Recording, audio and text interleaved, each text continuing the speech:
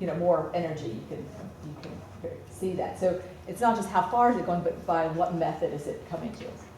And when we start to think about the total embodied energy or carbon, there's some properties that are intrinsic that stay the same no matter where you're using the materials, but some are extrinsic. They change whether you're building in Alaska or Texas, right? So you can see how it becomes complex just to figure out how much embodied energy you're using or embodied carbon is in a material.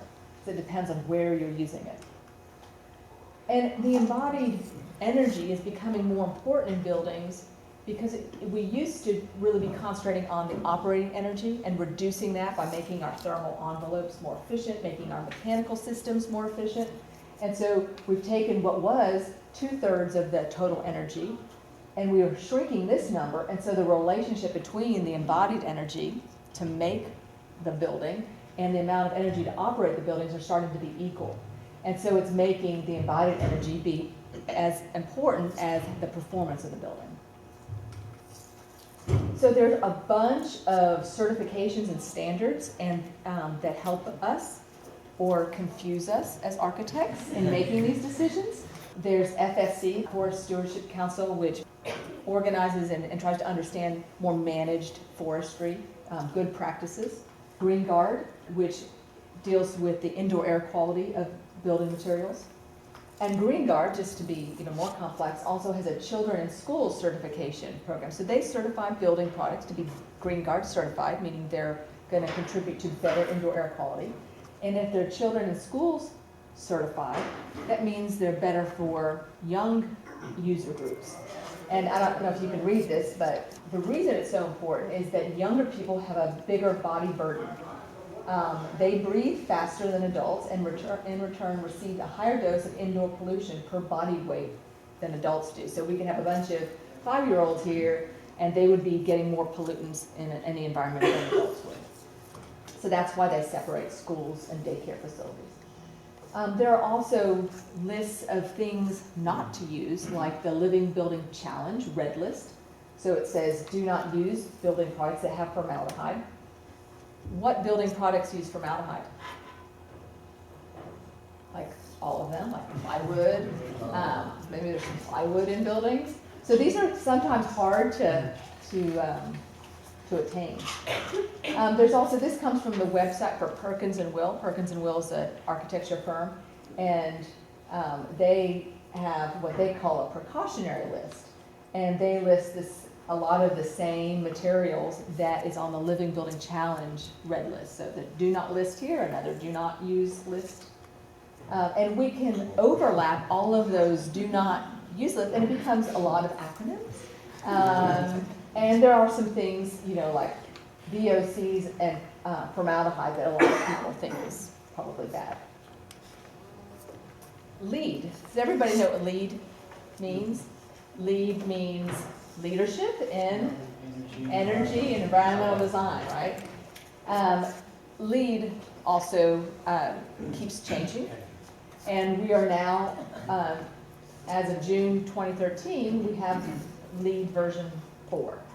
And it is open, but you could still register buildings in 2009. And most people are because they're scared to death of LEED version 4, especially the material-related categories that deal with disclosure of ingredients and disclosure of where those raw materials came from. So it basically deals with building product disclosure and optimization through understanding environmental product declarations, which is a particular kind of form that discloses what's in that product or material, where those raw materials came from, and what exactly is in that product or that material.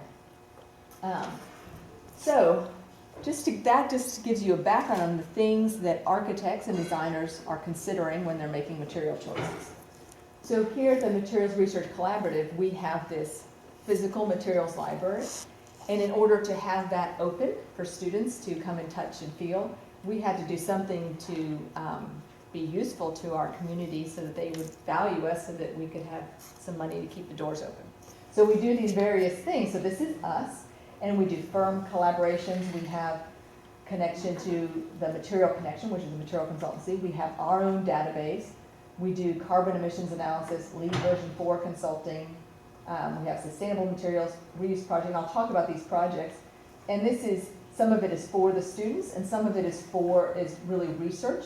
Some of it we get firm support, some of it we get support from the university, some we get particular research funding, and some we get grants. And so all of those things feed in to make it possible for us to live. We do other activities, like we do continuing education, where people come in, architects, professionals, come in and look at new materials. We help students find materials for projects. More continuing education, where we have lunches in our atrium, talk to other architects. We also had an innovative materials roundtable with local leaders, not just architects, but building owners and building contractors, on what are some of the obstacles in using new materials. Participate in Earth Day, and that kind of thing. So we do lots of things, and what helps us do that is some specific projects. And so one is called H5H, which means Houston 500 miles. And this is, I know you can't hardly see that, but it's a map of Houston 500 mile radius. What are all the building materials made within that 500 mile radius? And we have a list of that on our website. We also did Made in Houston, and these projects are funded by grants from the Architecture Center Houston Foundation. So Made in Houston finds local fabricators to reinforce that kind of local connection and local craft and making, so that designers can find somebody locally, like Burger Iron, to make something for them that they've designed. And we have all these little icons, and if they're black and you can read them, they do it. But if they're gray, I know you can't even read what it says, but it says like computer files exceptions, but they don't do that. But if it's black, they do it. And we have both a catalog and a website that lists these local manufacturers. So this is the website. And then we did a project called Reuse in Houston, which catalogs local recyclers of building materials. Places both that you can take building materials to be recycled, but also places where you can go get recycled building materials and use them in projects. So that both has a catalog and has a website. We've also done specific projects, and this is for Skanska. We've done several for Skanska, which is a local developer, but they come from Sweden, and they're much more sustainably driven than some U.S. developers, perhaps. So they did a daycare facility. Kirksey was their architect, and they asked us if we could do some material consulting. And so we researched the way that most architects don't have the fee/time to do. And this is looking at exterior cladding.